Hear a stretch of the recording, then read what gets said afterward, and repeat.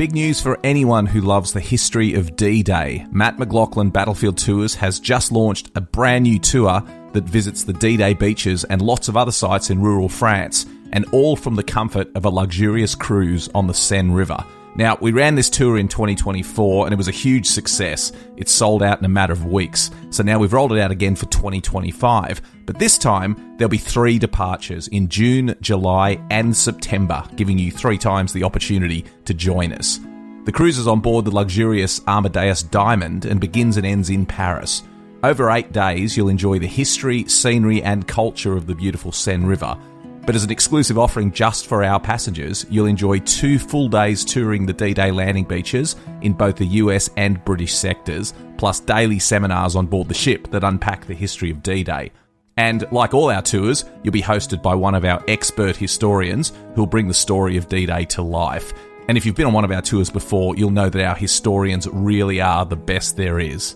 This is an exclusive cruise and places are extremely limited. Visit battlefields.com.au to book your place today. Ryan Reynolds here for, I guess, my 100th Mint commercial. No, don't. I mean, honestly, when I started this, I thought I only have to do like 4 of these. I mean, it's unlimited premium wireless for $15 a month. How are there still people paying 2 or 3 times that much? I'm sorry, I shouldn't be victim blaming here. Give it a try at mintmobile.com/switch. Whenever you're ready. $45 upfront payment equivalent to $15 per month. New customers on first 3-month plan only. Taxes and fees extra. Speed slower above 40 gigabytes. See details. When it comes to weight loss, no 2 people are the same. That's why Noom builds personalized plans based on your unique psychology and biology. Take Brittany. After years of unsustainable diets, Noom helped her lose 20 pounds and keep it off. I was definitely in a yo-yo cycle for years of just losing weight, gaining weight, and it was exhausting. And Stephanie. She's a former D1 athlete who knew she couldn't outtrain her diet, and she lost 38 pounds. My relationship to food before Noom was never consistent. And Evan, he can't stand salads, but he still lost 50 pounds with Noom. I never really was a salad guy. That's just not who I am. Even through the pickiness, Noom taught me that building better habits builds a healthier lifestyle. I'm not doing this to get to a number. I'm doing this to feel better. Get your personalized plan today at Noom.com. Real Noom users compensated to provide their story. In 4 weeks, the typical Noom user can expect to lose 1 to 2 pounds per week. Individual results may vary.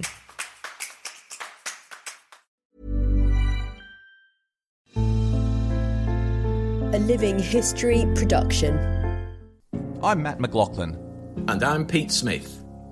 We're battlefield historians who love nothing better than getting out and walking the ground where great battles in history took place. And now we'd like you to come with us. Every week, Battle Walks will take you to one of the great battlefields of Europe. As we walk the ground, we'll dig through the pages of history.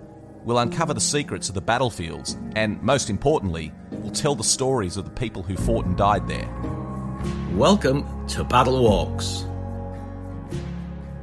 Hello and welcome to another episode of Battle Walks. We've done a few different things over the last couple of weeks, and this one's different again because I can't quite believe it, but after all the years of COVID and lockdowns and not being able to travel, my wonderful co-host Pete Smith is actually out on the battlefields. So this is the first in a new series we're going to do, and I'll come by the time you're listening to this, it'll have a name. It'll be Live from the Front or something like that. But what a great opportunity to actually talk to someone who is out there now doing what we all love doing, which is walking the ground. Pete, where are you coming to us from today? Well, I'm actually in, where am I? I'm in Amiens. I've been moving about a bit. I'm in Amiens tonight. The previous night was in Arras, and before that I was actually in Ypres. So, Amiens tonight. So I've been moving around. I'm guiding a school group around, which is great. I haven't taken a school group around this year. This is the first one. So 47 pupils and staff exploring the battlefields. Wow, it's a big group too.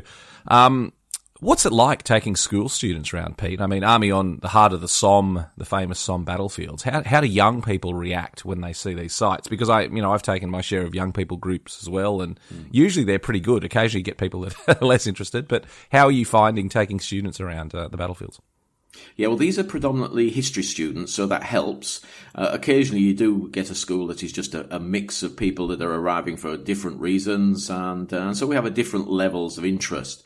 Here it's a fairly consistent level of interest. Of course, there are people that are really interested. In fact, there's a lad on this tour that I could go back on the coach. He could take over. He's read almost everything he could possibly read. He's very, very knowledgeable. He tells me where I am before I know where I am. I have to keep telling him, not your turn. You stay quiet and let somebody else have a go. So it's great. It's great to be back with students. I enjoy it. And you get odd questions. I love the off the cuff, question, one that probably an adult wouldn't ask. That also makes things interesting as well. So it's good. It's good to be back with students, and I'm enjoying it. One of the things I'm often asked is when I'm doing interviews for Anzac Day or talking about the battlefields in general, I often get asked why Australian young people in particular engage so strongly with the war, and it always leads to a conversation that it's a lucky thing for us that young people do engage so strongly with Anzac history. And there's also a feeling that young people can engage more with the history because they haven't had to live through the aftermath of a big war. Previous generations, either they were fighting in a world war or their children had to endure the effects of soldiers coming home and all the repercussions that come with that. So on that basis, Pete, do young people get it? They don't have any personal connection in any active way with the concept of going off and fighting for your country. Can you take them around the battlefield and do they get it? Well, I suppose that's really my job. That's what I'm here for, is to try and help them understand what went on and how it affected families. But you are right. No, if you've not had that experience, you've not had a death in the family from warfare. There's no memory really, or very little memory of certainly a fading memory, I suppose, for most of the young students of warfare. The other side of the coin is, I suppose, is the mass media. Mass media brings war, whether you're involved or not, it brings war into your front room, especially with what's going on at the moment in the Ukraine. So there's a knowledge of warfare, but it's remote. And I suppose what I'm trying to do is link that remoteness of watching a warfare on the TV to a reality that connects them with their past, as well as, and certainly for Australians, with their experience. I quite often, for many of you who know me and know my experience, I'm ex-forces. My son's also ex-forces, so I often bring in stories of modern conflict and how it affected me and my family. That helps, I think, a little bit in bringing it to life. But I think that's the key, is to try and bring it to life. I think what helps immeasurably with the First World War is looking at those headstones and the private epitaphs at the bottom. Those very moving epitaphs are something that can bring it to life for somebody, or hopefully, with a little bit of added information, read the epitaph, try and understand what the family was going through. And that's, I suppose, what I'm doing all the time, is we're looking at these 950 Commonwealth War Grave cemeteries scattered across the whole of northern France and Belgium. You start to talk about every one of those headstones is a grieving family, or the majority are, and then try and bring that into the story. So you can get there, and you look up sometimes, and I look at the faces, and I think, yeah, maybe those are starting to get it, those definitely are not getting it. And so it's just people react differently, and maybe they'll think about it later on, they'll think about it when they get older. But just to put these thoughts into their heads, I think is important.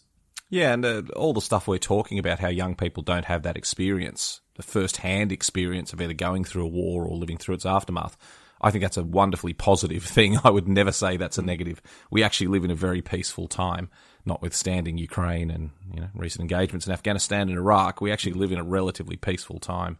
And so it's good that our young men and women are not being required to quit their jobs at 19 or 20 and go off and fight in a war. So yeah, but it's a trade-off. It's a trade-off between, it's great that they don't have to go through it themselves, but how do we keep those memories alive? So I think doing what you're doing is solving that problem, helping them understand, but also also having them walk the ground and understand what people went through before. Yeah, I agree. Are there standout sites that young people particularly want to visit, Pete? Like, is it just standard that they all want to go to the Newfoundland Park and walk through trenches, and they all want to see German blockhouses at Tyncott? Or do you find that with different groups of students, they can be drawn to different things on the battlefield? Well, it's interesting. I've just been literally having a meal with the students and with their tutors, and one of the things that came up in the conversation is, which museum have you enjoyed so far?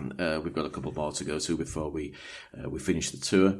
So I'm going to leave it to the end to get a straw poll with the students as to which. But at the moment, it's the one that we visited first thing in the morning, 9 o'clock this morning. We went to Carrier Wellington, where the underground caverns created by the New Zealand tunnelling companies by linking up underground quarries beneath the streets of Aris. And they really enjoyed that. And the presentation there is excellent. I have to say the guides are excellent. You put on a helmet and go underground. So it's got what a lot of students like. It's got literally things you can do, tactile things you can touch and feel, good presentations of film, and then the physicality of going underground and that experience. And I think for a lot of young people, that's what they like. They like something that's a little bit more than either watching a screen or looking at glass cabinets. They like it to be a little bit hand-on. So what sort of things have you been doing, Pete, apart from going underground in tunnels? What sort of things have you been doing with the students that have really stood out for you?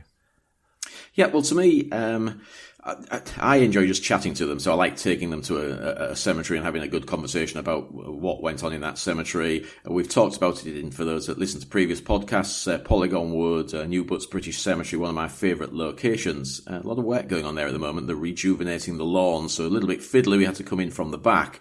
But I like it in there. You can have a good chat about various stories, the reburial of soldiers, certain characters in there that have good stories, the memorial, 50th memorial. It's just a good place to tell a lot of stories, and I think the students like it. When you're doing one of those types of sites, you need to do it early in the morning, because you can feel with students they start to flag. You need to feed them and water them and wind them up again, and they're off again.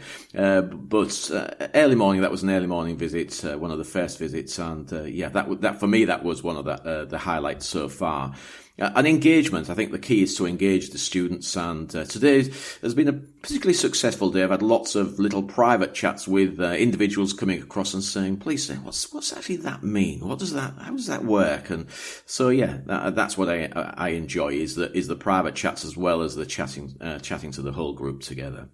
One of the difficulties you must have, Pete, is visiting a battlefield. There is a fair bit of assumed knowledge, because the people that created the cemeteries, the people that created the memorials and made the battlefields a place of pilgrimage were military people. And even if they weren't themselves, they had grown up during the war. There was a much more militaristic age where serving in the army was a very good career option. It must be a bit of a challenge to try and to explain to young people ranks and battalions and unit sizes and military structure. How do you overcome that one? Do you give them lots of information and hope they get it, or do you simplify it as much as you can? How do you pass on that difficult military information? Yeah, I give them basics, basically. I think you can feel and watch their eyes glazing over if you go into too much detail. So the basic information, 1,000 men in a battalion. I started doing a couple of days ago, I was talking about brigades and divisions, and I started immediately to think, no, too much. You have to say it, because you have to try and give them a feel of the size. Today, one of the interesting subjects was, how long does a soldier spend in the front line? So we spent some time talking about the soldiers' movement in and out of the line and how long they spent in the line, because one of the standard beliefs for those that haven't read a great deal is a soldier turns up from wherever and moves into the front line. He stays in the front line until he's either killed or wounded or the war ends. So I was trying to put that kind of generalization to bed and explain a little bit about the reality. So that's always interesting to put those kind of bits of information across. But it's all about judging your audience. It's all about deciding when to change tack, when to stop for a while. And I have to say, when we completed yesterday evening, we done too much, and we had a couple more sites to go to. And I just had a word with the head who's brought the tour out here, and I said, look, what's your view of what's going on at the moment? I said, because I can perceive that there's a glazing of eyes and exhaustion has set in. He said, yeah, Pete, let's just knock it on there. Let's not do the final two sites we were going to do, and we didn't do them. And I think sometimes you have to do that. As that old saying goes, less is sometimes more. It took a lifetime to find the person you want to marry. Finding the perfect engagement ring is a lot easier. At BlueNile.com, you can find or design the ring you've always dreamed of with help from Blue Nile's jewelry experts who are on hand 24/7 to answer questions, and the ease and convenience of shopping online. For a limited time, get $50 off your purchase of $500 or more with code LISTEN at BlueNile.com. That's $50 off with code LISTEN at BlueNile.com. A little self-care can go a long way, especially amidst the hustle and bustle of the holidays. That's where Vegamore comes in. Trusted by millions, Vegamore is all about giving your hair the love and care it deserves. With their vegan and cruelty-free formulas, you can nourish and revitalize your strands while indulging in some much-needed pampering. Because let's face it, who couldn't use a bit more me time this time of year? Go to vegamore.com/ACAST, code ACAST. That's VEGAMOUR.com/ACAST, code ACAST. Hey, I'm Ryan Reynolds. Recently, I asked Mint Mobile's legal team if big wireless companies are allowed to raise prices due to inflation. They said yes. And then when I asked if raising prices technically violates those onerous two-year contracts, they said, "What the f*** are you talking about, you insane Hollywood ass?"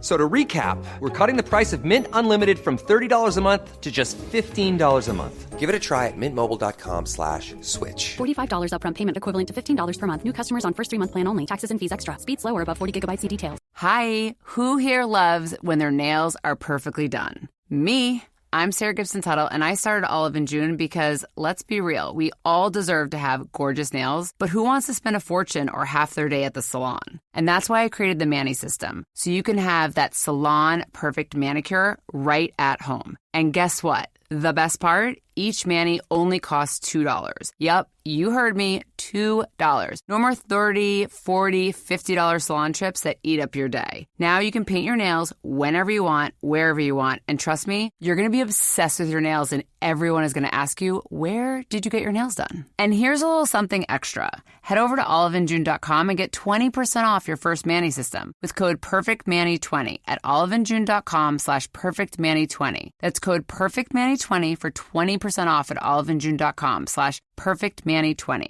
You're all set for a nail glow up. Let's get those nails looking fabulous, shall we?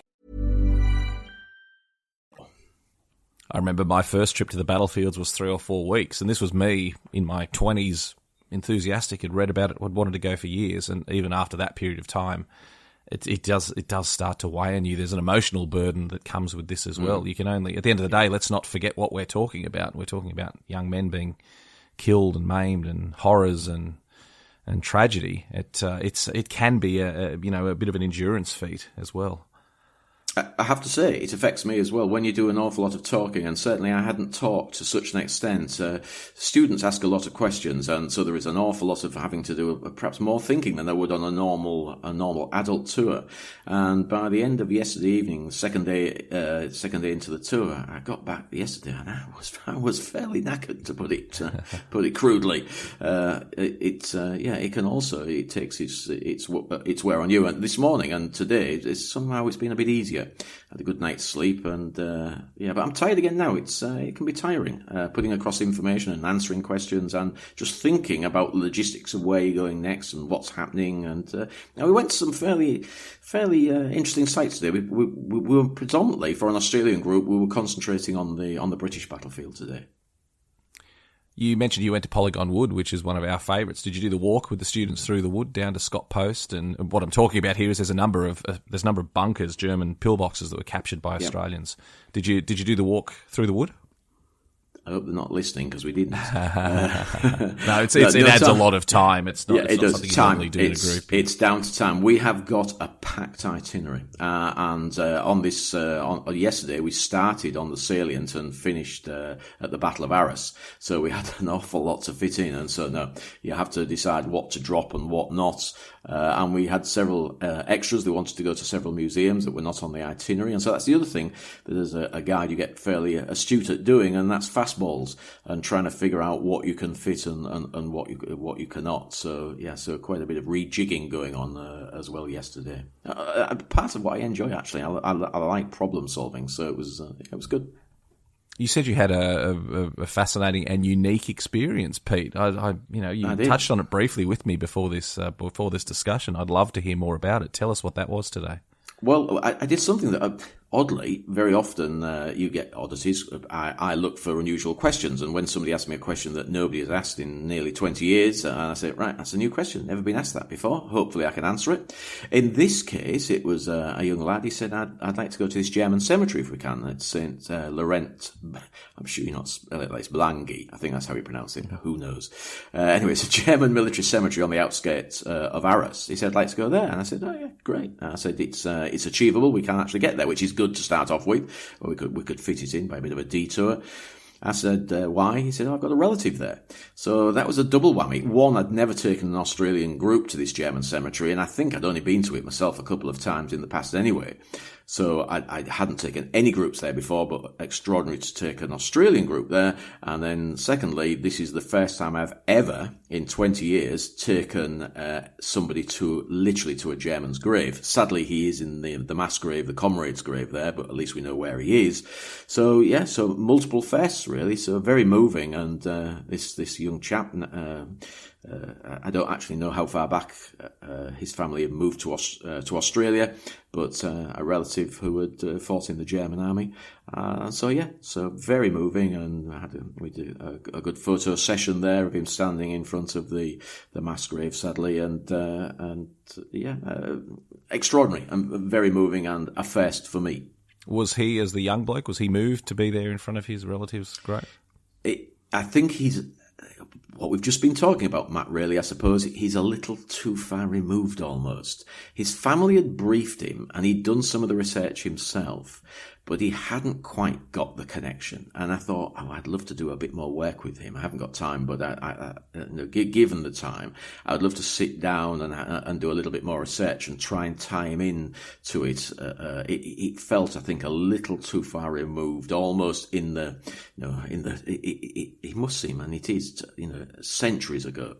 And so to him, not quite that connection that perhaps some of us who remember the veterans and spoke to the veterans. So, it's what we've been talking about. And generations, time moves on and it becomes more remote. And for him, it felt a little too remote. And so I would have liked a bit more kind of connection, but he just didn't have it because he didn't have all the information. It's odd, the transition we're going through now, mate. I'm sure every generation goes through this, but I'm kind of living through it at the moment as a man in my 40s that, your grandparents were First World War generation. My grandparents were Second World War generation. But I can't quite believe I'm going to say this. Young people today, their grandparents are Vietnam War veterans. It's just, the fighting in the 1960s. That's their grandparents now. So, and again, it's a good thing. People, we felt the knock-on effects of the First and Second World War for decades afterwards in a bad way. I'm saying, we had men, we had unemployment, we had suicide, we had alcoholism, family abuse. We did not cope as a society very well with the trauma that we'd inflicted on these generations who went off to war. And there are a lot of people walking around today who do not have fond memories of Anzac Day and military service because they saw their dad going out and getting drunk and angry. And it's a horrific thing that we don't focus on enough, particularly around this time, around Anzac Day. We don't focus on it enough that the repercussions of men having to go through that were long-lasting and affected whole families, not just the men themselves. So again, I'm saying this to make the point that it's a wonderful thing that young people these days, if you say, what does it mean for someone to go off and fight in a war? They'd go, I have no idea. I think that's a wonderful thing. It's interesting, one of the conversations we had today with the staff and the students was the money that had been spent on both the Sir John Monash Centre at Villers-Bretonneux and the money that had been spent currently on the War Memorial in Canberra. And one of the staff is ex-military, and he was saying, I wish they'd spend that kind of money on my mates who are committing suicide at a terrible rate. And I can relate to that, and it's something that is interesting for the student view on that. Should we be spending money on memorialisation, and should we be spending money on visitor centres, or should that money be going to the veterans themselves? That's something that comes up quite often in conversations. Well, when you talk money as well, in this instance for our non-Australian listeners, the Sir John Monash Centre at Villers-Bretonneux, our national memorial in France there, cost 100 million Australian dollars. And the work currently going on the Australian War Memorial is $500 million, $500 million. So when we look at how chronically underfunded, I don't want to get too high on my soapbox, But when we look at how chronically underfunded support for veterans has been historically since Iraq and Afghanistan, and then note that we're spending $600 million on commemoration, you do ask some questions. We should ask those questions. We shouldn't just accept with blind faith that the remembrance of Anzac is a blank check. We should ask questions about that balance. So, yeah, mate, it's good. It seems like a lot of the students being there are bringing out a lot of important questions. Yeah, it's interesting, and I quite like that. The far-ranging conversations that perhaps we may avoid with some of the adult groups, they come to the fore with the student groups, and I think, that's what makes it much more interesting. Well, I think that's a good point. It can be, not to obviously say anything poorly about our adult groups who we absolutely love taking around, but obviously if you're someone who is spending your own hard-earned dollars and going to the trouble of travelling to the other side of the world to visit a battlefield, you obviously feel it's significant and it's important. So you're right, these things often don't come up. So people, when they're in that frame of mind, would usually be very supportive of the idea of spending as much money as possible to commemorate the Anzacs, because they're there themselves to commemorate the Anzacs. Yeah. And that's absolutely fair enough. So I love that engaging with young people too, because they tend not to have such an established view.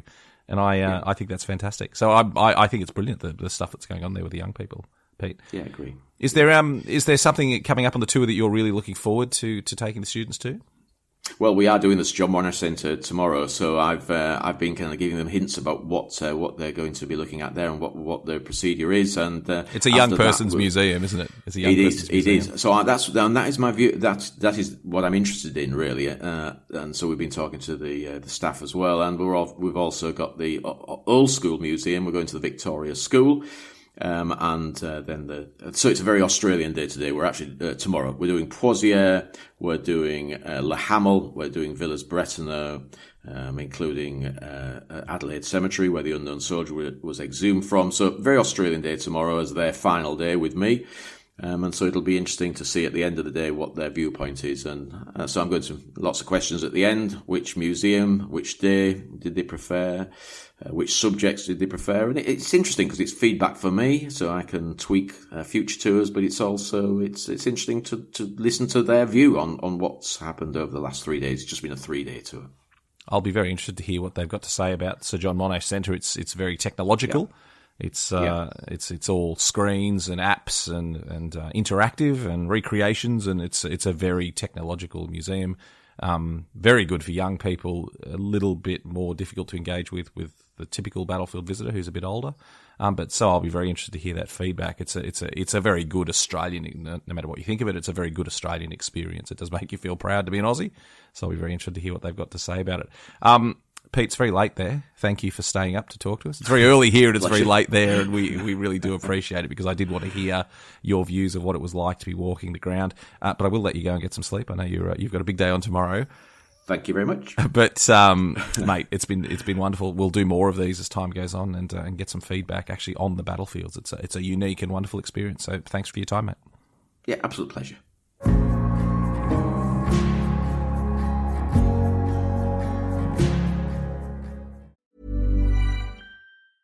Hey, this is Paige from Giggly Squad, and this episode is brought to you by Nordstrom. It's a season of wonder all the way at Nordstrom. You'll find the best gifts for everyone you love, including tons of ideas under $100 and gift experts to help. Wondering what to wear? They have everything from cozy styles to party-perfect looks, along with free style help from their stylist. Plus, they'll make your shopping easy with services like in-store order pickup, gift wrap options, free shipping, and returns. Discover the wonder of the holidays today in stores and at Nordstrom.com. If there's one thing that my family and friends know me for, it's being an amazing gift giver. I owe it all to Celebrations Passport from 1-800-Flowers.com, my one-stop shopping site that has amazing gifts for every occasion. With Celebrations Passport, I get free shipping on thousands of amazing gifts. And the more gifts I give, the more perks and rewards I earn. To learn more and take your gift giving to the next level, visit 1-800-Flowers.com/ACAST. That's 1-800-Flowers.com/ACAST. Hey, it's Mark Maron from WTF here to let you know that this podcast is brought to you by Progressive Insurance. And I'm sure the reason you're listening to this podcast right now is because you chose it. Well, choose Progressive's Name Your Price tool, and you could find insurance options that fit your budget, so you can pick the best one for your situation. Who doesn't like choice? Try it at Progressive.com. And now, some legal info. Progressive Casualty Insurance Company and Affiliates. Price and coverage match limited by state law. Not available in all states.